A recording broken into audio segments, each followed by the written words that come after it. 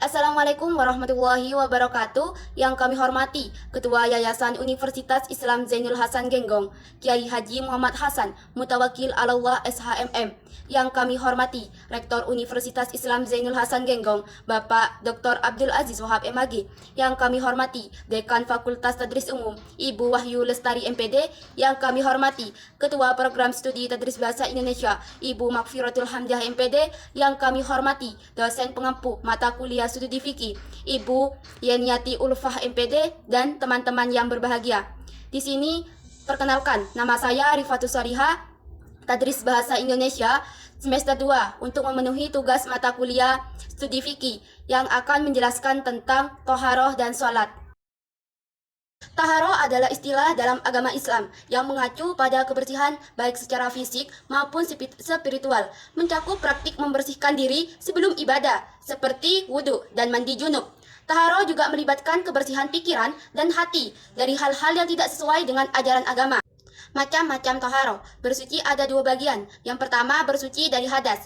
Bagian ini khusus untuk badan seperti mandi, berwudhu, dan tayamum. Yang kedua, bersuci dari najis. Bagian ini berlaku pada badan, pakaian, dan tempat. Istinja dengan batu. Syarat-syarat sahnya istinja dengan batu ada 8. Hendaknya dengan 3 batu. Masing-masing dari ketiga batu tersebut sudah bisa membersihkan tempat yang najis, kubul ataupun kubur. Najis belum kering. Najis belum pindah dari tempat keluarnya. Tidak dicampuri oleh yang lain. Yang keempat yaitu tidak melampaui hasyafah bila air kencing, dan tidak melampaui sofa bila buang air besar. Terus ada najis tidak terkena air, harus dengan batu-batu yang suci. Dapat disimpulkan bahwa keluar kotoran dari salah satu dua pintu aurat, maka wajib beristinja dengan air atau dengan 3 buah batu yang lebih baik. Mula-mula dengan batu atau benda lainnya yang memenuhi syarat, kemudian dengan air. Fardunya wudhu. Fardunya wudhu ada 6. Yang pertama, niat membasuh wajah, membasuh kedua tangan termasuk kedua siku, mengusap sebagai rambut kepala, membasuh kedua kaki termasuk kedua mata kaki, tertib. Dan yang ketiga yaitu air. Air terbagi dalam 2 macam, air sedikit, air banyak. Air sedikit yaitu air yang belum mencapai 2 kula. Air banyak ialah air yang sudah mencapai 2 kula, yaitu yang telah mencapai kurang lebih 245 liter atau mencapai kurang lebih 217 liter. Mandi wajib. Hal-hal yang mewajibkan mandi ada 6. Memasukkan ujung hasyafah, kelamin lelaki, ke dalam fajri kelamin wanita. Keluar sperma, baik keluarnya karena mimpi ataupun sebab lain, dengan sengaja ataupun tidak, dengan perbuatan sendiri atau bukan, baik merasakan nikmat ataupun tidak. Haid. Apabila seorang perempuan telah berhenti dari haid, ia wajib mandi agar ia dapat sholat dan dapat berkumpul dengan suaminya. Nifas. Nifas yang dinamakan nifas ialah darah yang keluar dari kemaluan perempuan sesudah melahirkan anak.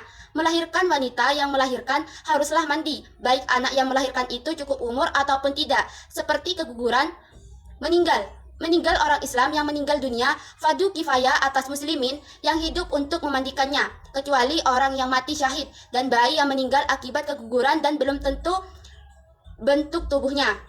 Terus selanjutnya ada toharoh, tujuan toharoh. Toharoh memiliki alat dan tujuan. Adapun alat yang dapat digunakan untuk bersuci ada 4, yaitu air mutlak, yaitu air yang suci dan menyucikan.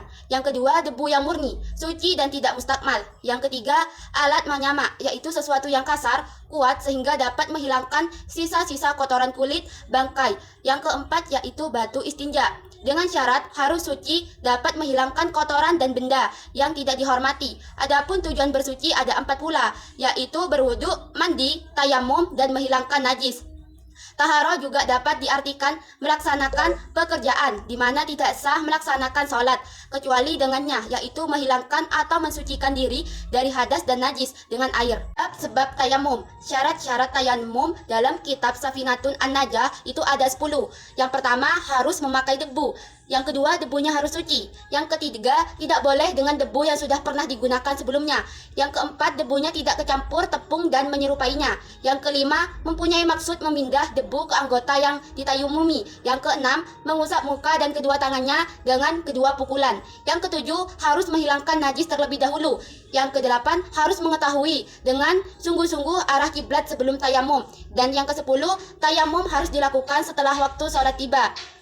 Tayamum itu harus mengerjakan 1 fardu. Salat adalah ibadah yang dilakukan oleh umat Islam sebagai bentuk penghambaan kepada Allah. Dalam salat, seorang muslim berkomunikasi langsung dengan Allah melalui rangkaian gerakan dan doa yang tertentu. Salat merupakan salah satu dari 5 rukun Islam dan merupakan kewajiban bagi setiap muslim dewasa yang mampu melaksanakannya. Syarat-syarat wajib salat. Yang pertama, Islam. Orang yang bukan Islam tidak diwajibkan untuk salat.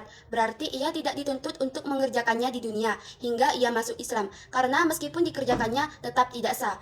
Yang kedua, suci dari haid dan nifas. Yang ketiga, berakal. Orang yang tidak berakal tidak diwajibkan untuk salat. Yang keempat, yaitu balik. Yang kelima, mengetahui masuknya waktu salat. Yang keenam, suci dari hadas kecil dan hadas besar.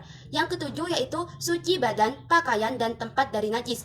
Yang kedelapan yaitu menutup aurat. Dan yang kesembilan, menghadap kiblat. Terus ada rukun-rukun salat. Yang pertama yaitu niat. Yang kedua yaitu berdiri bagi orang yang puasa.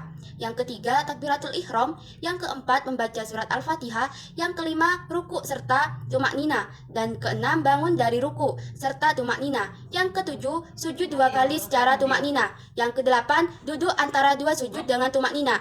Yang kesembilan, duduk tasyahud akhir. Yang kesepuluh, membaca tasyahud akhir. Yang ke-11, membaca sholawat Nabi pada tasyahud akhir. Yang ke-12, membaca salam. Yang ke-13, tertib melakukan rukun secara berurutan. Hal yang dapat membatalkan sholat. Yang pertama yaitu berbicara dengan disengaja, banyak bergerak, hadas, merubah niat, membelakangi kiblat, dan makan minum, tertawa, serta murtad, meninggalkan salah satu rukun atau sengaja memutuskan rukun sebelum sempurna. Contohnya melakukan ihtidal sebelum sempurna ruku. Macam-macam sholat fardu. Sholat fardu meliputi beberapa sholat, di antaranya sholat subuh. Waktu dilakukannya sholat subuh adalah ketika mulai terbit fajar kedua hingga terbitnya matahari. Sholat duhur, awal waktu dilakukannya setelah matahari tergelincir dari pertengahan langit.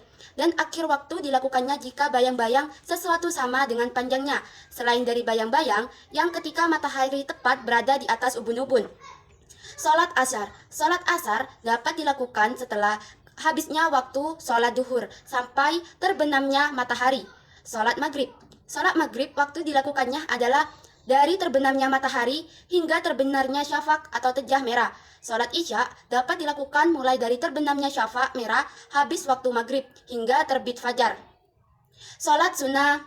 Sholat sunnah jika ditinjau dari 2 segi pelaksanaannya dibagi menjadi 2 sebagai berikut, yaitu sholat sunnah berjamaah ghairu mufarid, sholat sunnah tarawih, dan witir pada bulan Ramadan. Sholat sunnah tarawih ini dikerjakan pada malam hari di bulan Ramadan. Waktu dilaksanakannya adalah setelah melaksanakan sholat isya hingga menjelang subuh. Sedangkan sholat dikerjakan secara ganjil sebagai penutup sholat malam dan dikerjakan sesuai dengan kemampuan masing-masing. Yang kedua yaitu sholat 2 hari raya. Sholat 2 hari raya merupakan sholat sunnah yang dilakukan karena datangnya hari raya Idul Fitri atau hari raya Idul Adha. Yang ketiga, sholat 2 gerhana. Sholat 2 gerhana atau sholat husufain adalah sholat sunnah yang dilakukan karena terjadi gerhana bulan ataupun gerhana matahari. Yang keempat yaitu sholat istiqoh. Istiqoh secara bahasa adalah meminta turun hujan. Secara istilah yaitu meminta kepada Allah Subhanahu wa Ta'ala agar menurunkan hujan dengan cara tertentu ketika dibutuhkan oleh hambanya. Salat sunnah munfarid. Yang pertama, salat duha. Salat duha dikerjakan apabila matahari sudah naik, kira-kira setinggi tombak hingga matahari tergelincir menjelang waktu duhur. Yang kedua, salat tahajud. Salat tahajud biasanya dikerjakan pada malam hari setelah bangun tidur karena tahajud memiliki arti bangun pada malam hari. Yang ketiga yaitu salat hajat. Salat ini dikerjakan karena memiliki maksud atau keperluan dan berharap agar Allah Subhanahu wa Ta'ala dapat mengabulkannya. Yang keempat, salat istikharah. Salat ini dikerjakan untuk meminta sebuah petunjuk karena merasa bingung atau ragu dalam suatu hal atau juga memilih suatu hal. Bisa saja dalam masalah pekerjaan, pertemanan, dan perjodohan. Mungkin hanya ini yang dapat saya sampaikan. Materi toharoh dan salat, kurang lebihnya mohon maaf. Wabillahi taufiq wal hidayah. Wassalamualaikum warahmatullahi wabarakatuh.